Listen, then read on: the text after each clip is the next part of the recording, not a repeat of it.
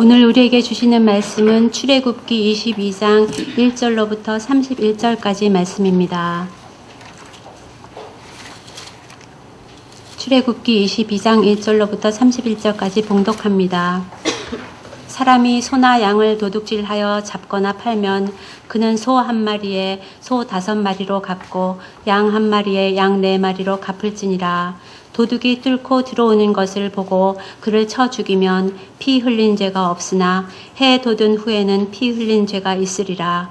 도둑은 반드시 배상할 것이나 배상할 것이 없으면 그 몸을 팔아 그 도둑질한 것을 배상할 것이요. 도둑질한 것이 살아 그의 손에 있으면 소나 나귀나 양을 막론하고 갑절을 배상할지니라. 사람이 밭에서나 포도원에서 짐승을 먹이다가 자기의 짐승을 놓아 남의 밭에서 먹게 하면 자기 밭에 가장 좋은 것과 자기 포도원에 가장 좋은 것으로 배상할지니라.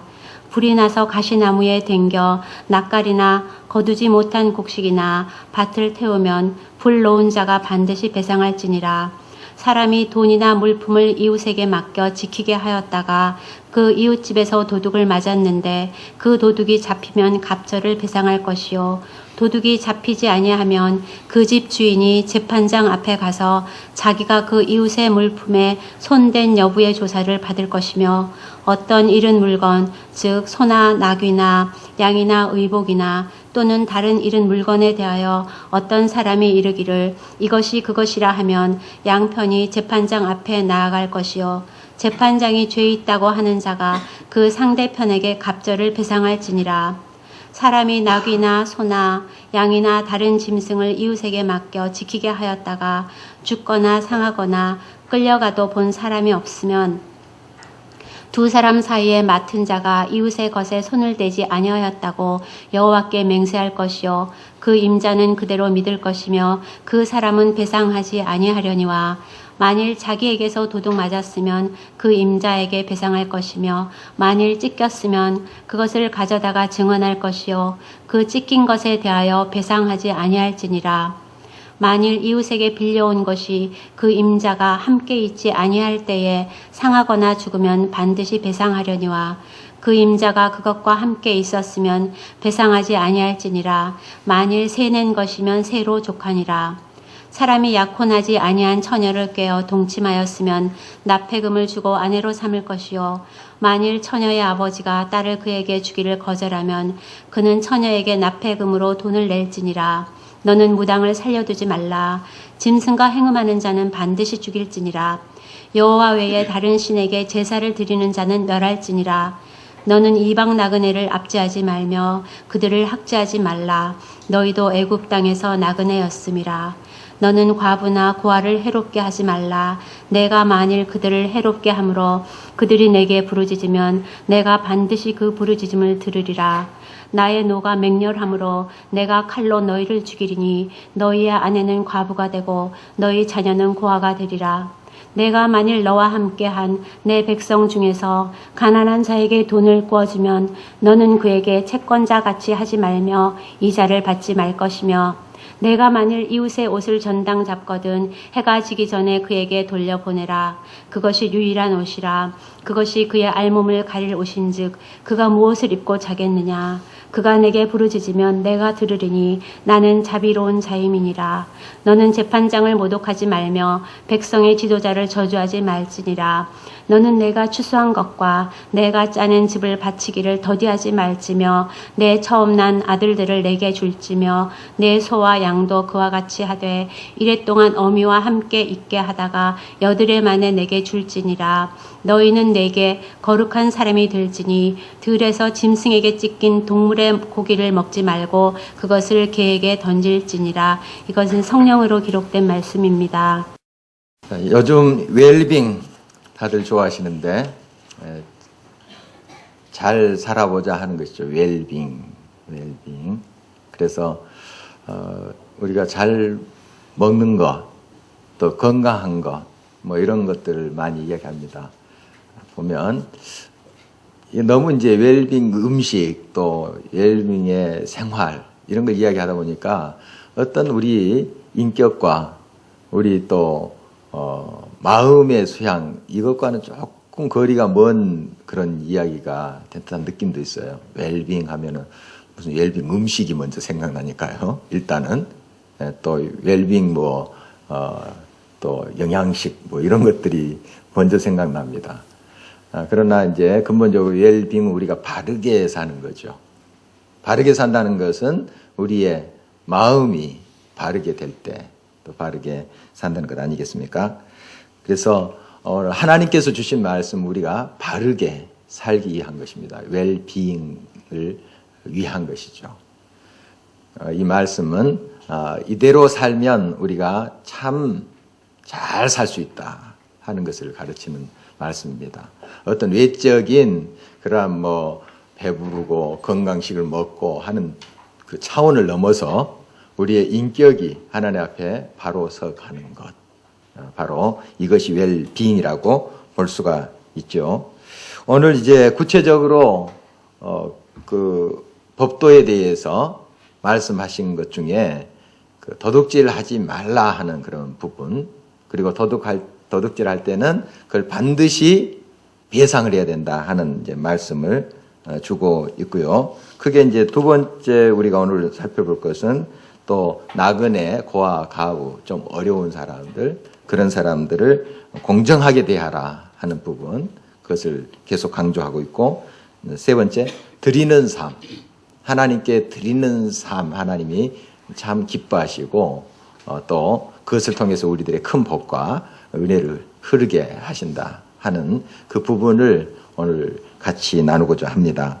먼저 이제 1절에서 15절 보면은 도둑질 하지 말라 하는 구체적인 그러한 계명을 주고 있는데요. 왜 우리가 도둑질 하나요? 여러분 전혀 감이 없죠? 도둑질 한 적이 없으셔가지고. 왜 사람들이 도둑질 하는 것 같아요? 탐심 때문에. 탐심. 눈에, 저건 내가 가졌으면 하면 이제 이렇게 손이 가죠.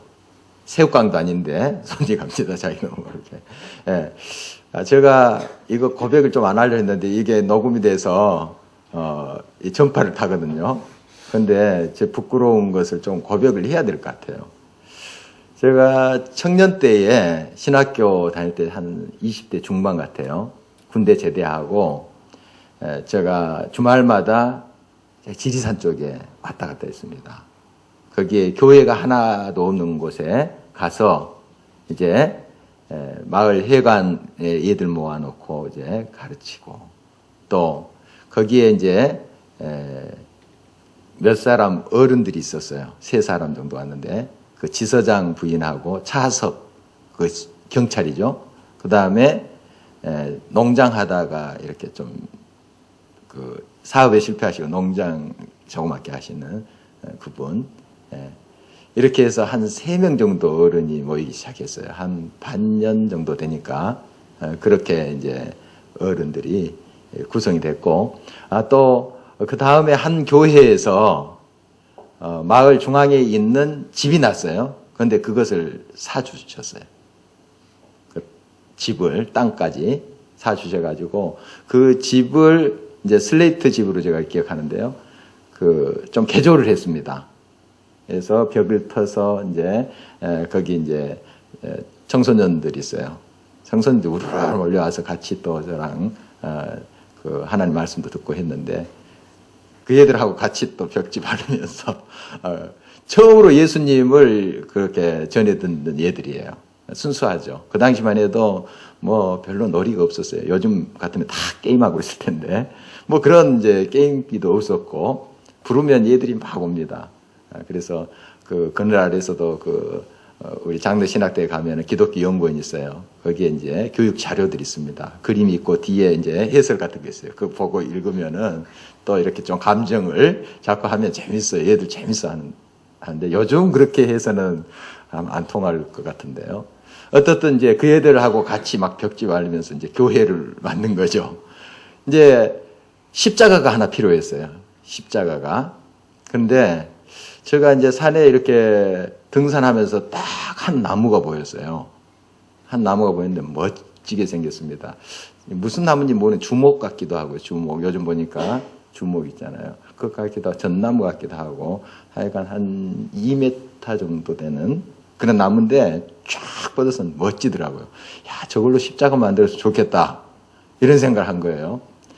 그런데 지금부터 한 30년 전이니까요. 그래도 그때 살림법이 있었을 거예요. 그 나무 함부로 하지 말라 하는 법이 있었을 텐데 저는 이제 뭐 그것에 대해서 별로 생각을 못 했던 거죠. 감각이 없었던 거죠.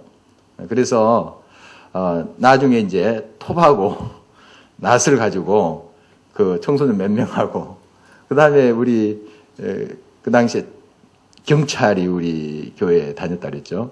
그 뭐 3명밖에 없었지만 그분도 아셨어요. 그런데 옆에서 굉장히 지금 생각하면 좀 곤란한 표정을 지었던 것 같아요. 근데 반대는 못 하시고 이제 제가 한다고 하니까 아마 같이 따라왔던 걸로 기억해요. 옆에 이제 다 이제 뭐 사복 입고 그때는 쉬는 날이어서 그런지 사복 입고 같이 이렇게 와서 그거 잘났습니다. 예, 누가 고발할 수도 있는데 예. 그 당시에는 뭐 개념이 없었던 거예요. 지금은 물론 안 하죠. 그런 일 안 하죠. 그래서 이제 그걸 잘라가지고요. 이제 교회에 이렇게 산데 우물도 있었습니다. 그 집에. 그 우물에다가 또 어디서 들었는지 그 송진 뺀다고 그걸 깎아가지고 그걸 담가 놓은 거예요. 한참. 그래서 그걸 가지고 십자가를 만들었습니다.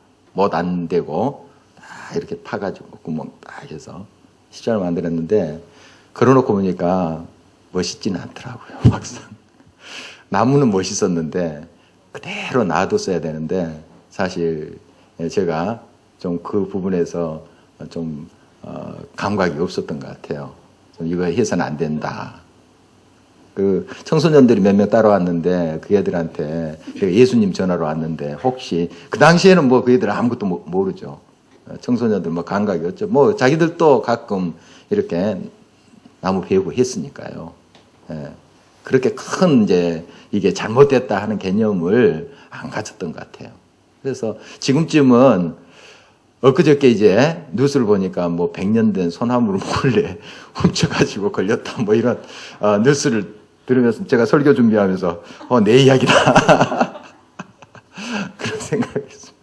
야, 참 부끄럽더라고요. 이제 그때는 개념 없이 그렇게 했는데 정말 이거 이제 저 뉴스를 듣는 이제 그 학생들이 지금 뭐 한 성년이 됐을 것 같아요. 한 40대 후반. 40대 후반, 중반, 후반 됐을 것 같은데, 그때 그, 빼짝 마른 어떤 전도사가 와가지고, 나무 베고 했는데, 예수 믿는 사람은 그래도 되겠는가? 뭐, 요즘 이제 예수를 믿는다면은 좀 어떻게 생각할지 모르겠지만, 또 안 믿는 사람이 있을 수 있죠. 그 애들 중에. 그런, 이미지를 줬으면은 어쨌을까 하는 그런 마음 때문에 좀 부끄럽습니다. 어떻든, 혹시 이 전파가 이 영상이 나가서 혹시 듣는다면 여러분들 용서해 주십시오.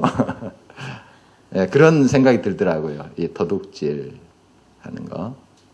우리가 이제 감각 없이 그렇게 할 때가 있습니다. 이렇게 다른 사람도 하니까. 또 뭐 다른 사람도 가끔씩 가서 나무에서 떼고 그러니까 그렇게 할 수 있는데 사실 이런 부분도 우리가 한번 우리 삶을 돌아봐야 되지 않겠는가 생각이 됩니다. 한번 왕숙천 쪽을 이제 쭉 가는데 거기 다리 있잖아요. 다리 옆으로 꽃을 이렇게 딱 화분해가지고 매달아 놨습니다. 멋있죠? 근데 거기에 이제 집이 저기 왕숙천 옆에 있을 때의 일이에요.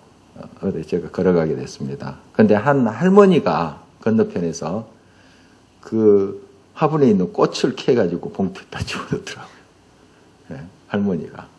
자기 이제 집 앞에 심으려고 그렇게 하시는 것 같아요. 네. 근데 저는 이제, 그냥, 저게 저러면 안 되는데 하는 생각만 가지고 지냈는데 건너편에 또 한 할아버지가, 할아버지가 그걸 보면서 소리치다가 할머니 그러면 안 됩니다. 할아버지가. 그러니까 할머니가 황급히 집어넣고 가는 모습을 봤는데, 뭐 꽃도둑은 도둑도 아니다 하는 그런 말도 있고, 책도둑도 뭐 도둑이 아니다 하는 말이 있는데, 요즘 책 얼마 비쌉니까? 우리 이제 한덕현 장로님이 모 대학교에 도서관을 지었습니다. 이제 다 완공됐는데, 그 문을 이제 쫙 만들었어요. 아주 최신식으로 이제 만들었다 하더라고요. 뭐 시설도 굉장히 좋고. 그런데 다시 그걸 이제 검사받으면서 다시 만들려고 했대요. 왜냐하면 거기에 이제 공부하면서 애들이 너무 그냥 스트레스 받으면 그 창문을 열고 뛰어내린대요. 그러니까 이 사람 몸이 안 들어갈 정도 다시 만들어야 된다, 이 문을. 그래서 그 문을 다시 만들고 또 그 문이 많이 열리면 어떻게 되냐면은 얘들이 요즘 책을 던진대요, 밖으로. 그냥 가지고 가면 삐 하면서 걸리니까 창문으로 던진대요, 얘들이. 그러니까 이렇게 좀 바람만 통하도록 이렇게 해서 던지지 못하도록. 그런 이야기를 며칠 전에 들었습니다. 책도 또 있다는 거죠.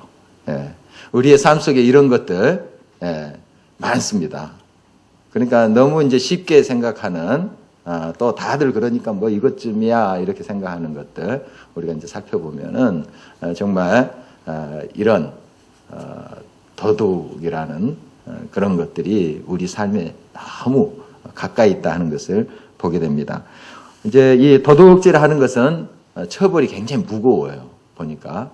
물론 이제 뭐 살인하는 것은 뭐 말할 것도 없죠. 이 도둑도 굉장히 그 당시에 아주 철저하게 다스리고 있는 것을 보게 됩니다. 1절 말씀을 다시 한번 우리 한 목소리 읽어보도록 하겠습니다.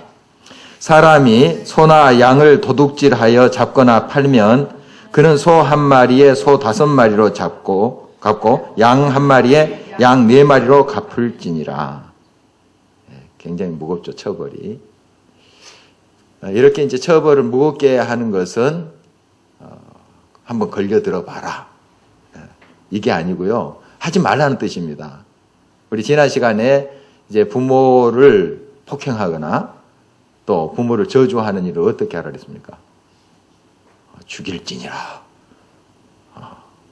정말 무서운 법인데요. 이건 부모를 공경하라 하는 메시지예요.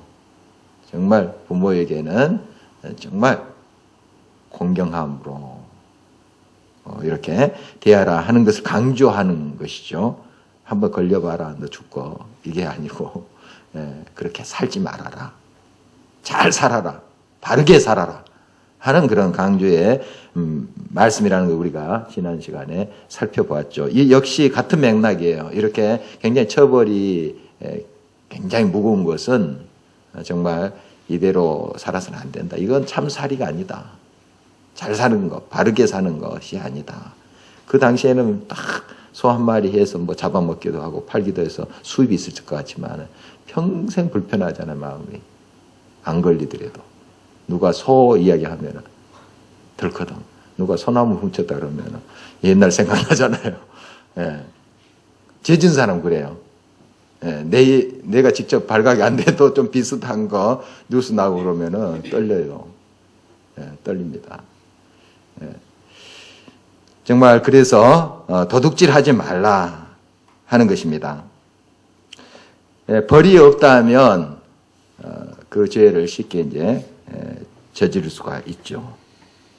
이 벌을 통해서 또 인격이 다듬어지고 또 제대로 또 서갈 수가 있습니다. 바로 이것이 이제 정의를 세운 것인데요. 여러분 이제 이 법 정신은 지난 시간에도 살펴봤듯이 근본적으로는 사랑입니다. 하나님의 법은 사랑이에요. 십계명도 하나님 사랑, 이웃 사랑. 하나님의 법의 근본 정신은 사랑인데 이 사랑에는 꼭 정의가 같이 맞물려 돌아갑니다. 정의 없는 사랑은 없어요. 여러분 이제 자녀 키우는 거 이렇게 생각해 보시면 돼요. 자녀들 사랑하잖아요. 그러나 잘못된 거 있으면은 바로 잡아줘야 되죠. 그냥 그래 뭐 됐어. 좋은 게 좋은 거야 하고 넘어가지 않잖아요. 여러분 자녀를 바로 키우려면. 바로 정의를 세워주고 또 때로는 혼내주고 해서 그 사랑이 진짜 사랑이 되도록 그렇게 하시잖아요. 그겁니다. 하나님의 법은 그거예요. 그래서 정의를 바로 세워주는 그런 차원에서 이런 처벌이 있게 되는 것이죠. 한 이제 양육클래스에서 나온 말인데요. 한 분이 이제 사업을 하시는데요. 건축 계통입니다. 사업을 하는데 자기 임원인데요. 이런 이제 어떤 아이디어나 또 기술, 개발한 기술이 있답니다. 특히 그 분야에서 개발되고 연구된 그런 기술이 있고 정보들. 이것을 몇 년 동안 같이 정말 신실하게 그 일을 해오던 사람이 다른 데로 옮겨서 그걸 다 빼돌리는 거예요. 빼돌려서 이 회사에 굉장히 큰 타격을 지금 주고 있답니다. 어려움을 주고 있어요. 그래서 몇 번 경고를 하고 그러지 말라 했는데 안 듣는다는 거예요. 그래서 이제 그 부분을 어떻게 처리할까 하다가 지금 이제 결심을 했대요. 그 고발을 하기로. 그런 이야기를 하셨는데 이제 여러 이야기가 나왔는데 뭐 한쪽에서는 뭐 그렇게까지 할 필요가 있느냐 뭐 이런 이야기도 있고 하는데 일단 그 말이 어느 쪽으로 많이 돌아가냐면은 일단 정의를 세워야 된다. 그럼 분명히 잘못된 것. 잘못된 것을 그냥 뭐 괜찮다 하고 넘어가면 그 사람도 그런 인생을 살면 그거 바르게 사는 것이 아니고 결국 그렇게 해서 그 사람 인생은 무너져 가는 것이고 또 이쪽 회사도 굉장히 타격을 받고 어려움을 겪게 되고 그래서 이것은 바르게 정리할 필요가 있다. 우리 성경에 보면은 그래서 재판의 이야기가 나옵니다. 법정으로 이제 고소하고 하는 이야기들이 나와요. 정당하게 또 할 수 있는 것이죠. 그래서 이것을 정의를 세우고 그 다음에 만약에 이제 그 모든 것들이 정리됐을 때 필요한 도움을 줄 수 있다는 거예요. 그 사람이. 그것이 이제 정의와 사랑을 잘 구현하는 것이다. 뭐 이런 이야기들이 이제 나왔습니다. 여러분 이게 이제 쉽지는 않지만은 여러분 무조건 잘못된 사람을 그냥 뭐 좋은 게 좋다 하고 넘어가면은 그게 다 그 사람도 망하게 되는 것이고 그 영향을 받은 나도 큰 손해를 받게 되는 것이죠. 그래서 정말 공고하고 또 때로는 정확하게 이야기하고 이렇게 하다 그것도 안 들으면 분명한 정의를 이제 세워야 될 필요가 있는 것이죠. 이것은 여러분들이 이제 그 원칙을 가지고 잘 여러분의 삶 속에 적용을 해야 될 것으로 보입니다. 시시비비는 언제나 가리고 정의가 세워지고 그리고 사랑이 근본적으로 결론적으로 세워지도록 하는 것이다. 하는 것을 우리가 이 율법의 저항에서 또 생각해 볼 수가 있습니다. 21절에서 27절 이제 말씀 보면요. 이방 나그네들 또 고아 가부를 공정하게 대하라 하는 말씀인데요. 먼저 21절 한번 보겠습니다. 21절 한 목소리를 읽어보겠습니다. 너는 이방 나그네를 압제하지 말며 그들을 학대하지 말라. 너희도 애굽 땅에서 나그네였음이라. 나그네, 이방에서 온 사람들이죠. 이런 사람들 학대하지 말라. 우리나라도 이제 외국인 노동자들이 많이 옵니다. 물론 불법 체류하는 사람도 있고 그렇죠. 그걸 또 악용해가지고 그렇게 임금도 제대로 안 주고 하는 것들 우리가 뉴스를 통해서 많이 듣죠. 불법 체류하니까 그거 다 이용해가지고요. 그래서 사장님 나빠요. 뭐 이런 이야기도 하고 하는 걸 우리가 이제 듣곤 하는데 참 슬픈 이야기예요. 슬픈 이야기입니다. 너희들도 나그네였느니라. 나그네였느니라. 우리도 화독 강부들 또 간호사들 이야기 많이 듣잖아요. 또 저희 남미의 그 옥수수밭, 면화밭에서 그 고생했던 오렌지 밭에서 고생했던 그런 우리 동족들 이야기 많이 듣잖아요. 우리 이야기인데 우리가 좀 힘이 있다고 그런 외국인들 그렇게 함부로 해서는 안 되죠.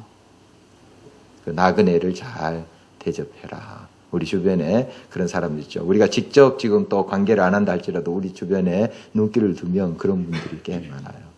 저희 교회에 이제 몇 분 이제 교회 참석하시죠. 이야기 들어보니까 참 형편이 어렵더라고요. 지난주에도 같이 앉아서 이제 점심 식사를 같이 했는데요. 이제 우리 한국으로 시집 온 분이죠. 근데 참 가정이 힘들어요. 그리고 예수 믿는 거 다 반대하고. 그런데 처음 우리 교회에 오신 분이에요. 처음. 그동안 이제 그 나라는 다른 종교니까요. 전혀 몰랐어요, 예수님도. 모르고 여기 한국 와서도 또 그 시대 분위기가 그러니까 불교고 그냥 그러니까 전혀 몰랐어요, 예수님. 근데 우리 교회를 오게 되고 이런 고백을 하더라고요. 하나님 아버지가 자기와 함께 있는다는 것이 믿어진다는 거예요. 감동이더라고요, 감동. 그거 어떻게 그런 고백이 이 말을 제대로 하지도 못하는데 그래도 많이 이제 한국말을 배워서 듣고 대화하는 데입니다. 그런 고백이 나올까요? 참 놀랍더라고요.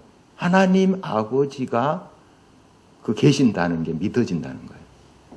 그래서 그 애롭고 막 힘든 그 지금 삶 속에서도 그 힘을 주시는 그 하나님을 고백하더라고요. 참 이건 놀라운 성령의 역사다 하는 것을 제가 느꼈습니다. 정말 그 얼마나 힘들고 어려운 나그네들이 우리 주변에 많은지 모릅니다. 조금만 우리가 거들어주면 그들이 생명이신 하나님을 만날 수 있는 거 아닙니까? 또 우리 국수 먹는 날 자주 이야기하지만은 그런 분들이 와서 식사도 하세요. 와서 이제 부부가 와서 식사하시기도 하시고 또 몇 명으로 와서 이제 앉아서 식사하시고 하시고 참 그런 모습 보면은 참 정말 우리가 자그마한 것이지만은 좀 사랑이 좀 이렇게 훈훈한 사랑이 흘러가서 그들의 마음에 좀 따뜻함이 이렇게 스며들었으면 좋겠다 하는 그런 마음이 있습니다. 정말 우리가 이 나그네들 잘 돌볼 수 있어야 되죠. 바로 하나님께서 그들을 억울하게 하지 말라. 고아와 가부 힘없다고 그들을 압제하거나 억울하게 하지 말라. 이런 말씀을 하고 있습니다. 이제 우리가 그들을 억울하게 하고 그들의 입에서 부르짖음이 나오게 할 때 그 소리는 하나님이 들으신다는 거죠. 23절 한번 볼까요? 같이 읽겠습니다. 내가 만일 그들을 해롭게 함으로 그들이 내게 부르짖으면 내가 반드시 그 부르짖음을 들으리라. 그러니까 우리는 생각 없이 대할 때가 많습니다. 이 정도야 하면서 생각 없이 말해버리고 대화하고 하는데 그 받는 입장에서는 굉장히 상처가 되는 경우 있어요. 특히 약한 사람들한테는 잘 우리가 그걸 고려해서 해야 됩니다. 고려해서. 그래서 정말 그들의 입에서 부르짖음 또 그들의 마음에 상처에서 부르짖음이 나오지 않도록 오히려 정말 감사해요. 하나님을 알게 해주셔서 감사해요. 이런 소리들이 나와야 되지 않겠습니까?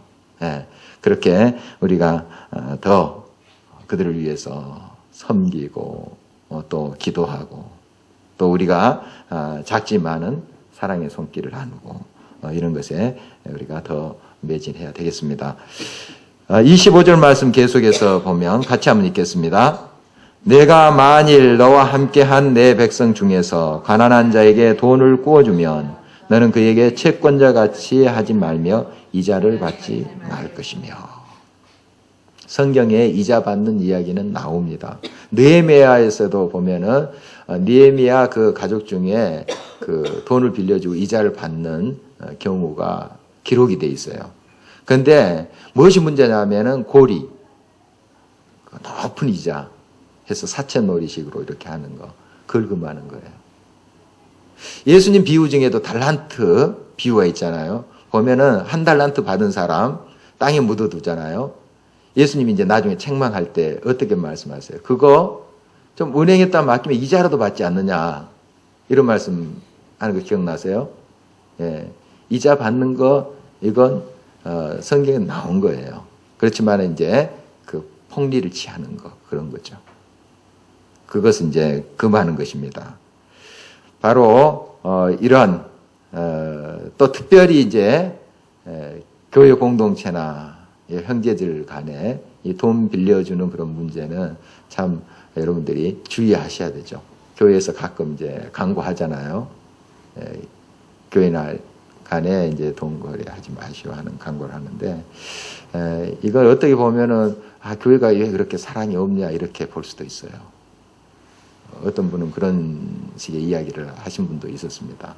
그러나 우리가 이제 교회 안에서 자칫하면 이 금전 문제로 어려움이 생길 수 있고, 또 그런 교회들이 실제로 많아요.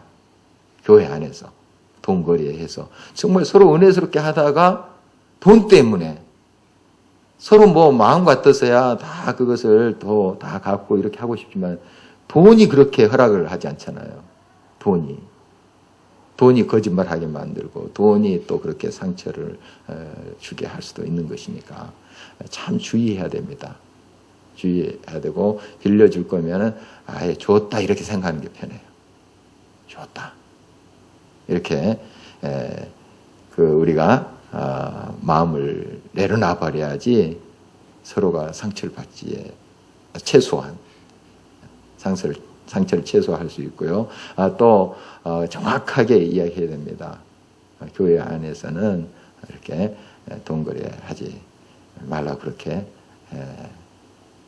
이야기했다고요. 이렇게 정확히 의사를 표현하는 것이 중요합니다. 그리고 다른 방향으로 그 일부를 내가 또 능력이 있으면은 또 도와주는 그런 방향으로 가야 되겠죠. 돈거래 너무 민감한 문제이기 때문에 여러분들이 잘 이 부분은 지혜롭게 해야 될 줄 믿습니다. 자, 또 이웃의 옷을 전당 잡을 때 그 경우인데요.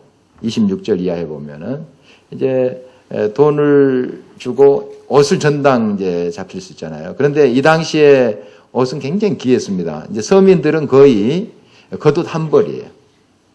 겉옷 한 벌. 물론 이제 있는 집이야 좀 몇 벌 있었겠지만 이 당시에 이 옷이라는 게 굉장히 귀했습니다. 거의 겉옷은 하나고 이제 속옷 이제 한 벌, 두 벌. 그 정도예요. 옷이 그렇게 많지 않았죠. 이 겉옷은 이제 추우면 둘둘 맙니다. 어깨에다 해서 둘둘 말고, 또 더우면은 또 이렇게 해서 어깨에다 걸치고, 한쪽 어깨에다 걸치고. 옛날 그 그림들 보면은 좀 상상이 될 거예요. 그런 식이에요. 그리고 저녁에 잘 때 그 못 풉니다. 서민들은. 그거 덮고 자는 거예요, 이렇게. 그런데 그 옷을 전당 잡히고 이제 돈을 빌렸습니다. 근데 해 질기 전까지 그 옷을 돌려줘라. 이런 말이에요. 이제 저녁에 자야 되는데, 거기에 아무래도 이제 더운 그런 지역이라도 저녁에는 쌀쌀합니다. 쌀쌀해, 이 온도차가 있기 때문에. 뭔가 덮고 자야 돼요. 덮고 자야 되는데, 그 옷을 돌려주지 않으면 떨고 자지 않겠느냐. 그러니까 옷을 돌려줘라. 이걸 보면은 뭔가 배상과 정확히 정의를 세우는 것, 그것과 함께 또 그렇지 못한 사람을 배려하는 그런 것이 동시에 지금 가고 있는 거예요. 정확히 배상해라 하는 그 부분만 있는 것이 아니고, 정확히 계산해라 하는 부분만 있는 것이 아니고, 또 그냥 탕감해주고 덮어주고 그냥 또 주라. 이런 이제 내용들을 서로 상충되는 것 같지만은 그걸 잘 또 조화롭게 하라는 그런 메시지가 또 이어지고 있습니다. 29절, 31절 말씀 보면은 이제 하나님께 드리는 삶에 대해서 강조를 하고 있는데요. 29절 한번 한 목소리로 읽어보도록 하겠습니다. 너는 내가 추수한 것과 내가 짜낸 집을 바치기를 더디하지 말지며 내 처음 난 아들들을 내게 줄지며. 이런 말씀인데요. 하나님 앞에 바치는 거, 드리는 거, 예물을 드리는 거, 그 더디게 하지 말라. 기꺼이 즐겁게 드려라 하는 것이고요. 첫 이제 아들들, 첫 태생들 드리라 하는 것은 유월절 여러분 기억하시죠? 유월절 그 문설주에 피를 바를 때 그 첫 태생들 보호를 받죠. 사람들이 보호받죠. 그러나 그 유월절 피를 바르지 않는 그곳에 있는 첫 태생들은 다 죽었어요. 그래서 이제 그때 모든 첫 태생들은 하나님의 그 사랑과 은혜로 구원을 받았으니 내 것이다. 이런 말씀을 하고 있는데요. 나중에 이제 어떻게 되냐면은 민수기 보면은 이스라엘 백성들 이제 숫자를 셉니다. 숫자를 셀 때 이 레위 족속들은 따로 제사장 족속으로 분류를 합니다. 제사장 또 성전에서 섬기는 그러한 사람들로서 레위 족속들을 따로 떼요. 그거 아시죠? 이 레위 족속들의 이제 장정들하고 또 그 첫 태생들 이스라엘의 그 지파들의 첫 태생들 수가 엇비슷합니다. 그러니까 하나님께 이제 바쳤다는 것은 레위 족속들이 이제 바쳐지는 것으로 하나님의 성전에 봉사하고 하나님의 일을 전적으로 하는 것으로 그렇게 하는 것을 이제 보게 되는데 어떻든 이 처음 난 아들들을 바친다는 것은 이 첫 열매를 바친다는 것은 귀한 것을 하나님께 드린다 하는 의미로 해석할 수 있죠. 그래서 여러분들이 이제 하나님께 바치는 이제 삶이 얼마나 중요한가 하는 것이죠. 하나님이 뭘 모자라서가 아니고 우리가 하나님께 믿음을 드리고 우리의 삶을 드리고 시간을 드리고 물질을 드린다는 거 하나님 기뻐하시죠. 그래서 하나님께 우리가 드릴 때 뭘 드려야 되는가 하는 것이에요. 시간도 어떤 시간을 드려야 되는가 하는 것이죠. 우리가 짜투리 드려서는 안 됩니다. 다 내일 하고 시간 남으면 하나님 일하고 이래서는 안 돼요. 또 하나님께 모든 드리는 것은 가장 귀한 것을 드려야 돼요. 이게 많이 지금 흐려졌어요. 이 정신이 많이 흐려졌습니다.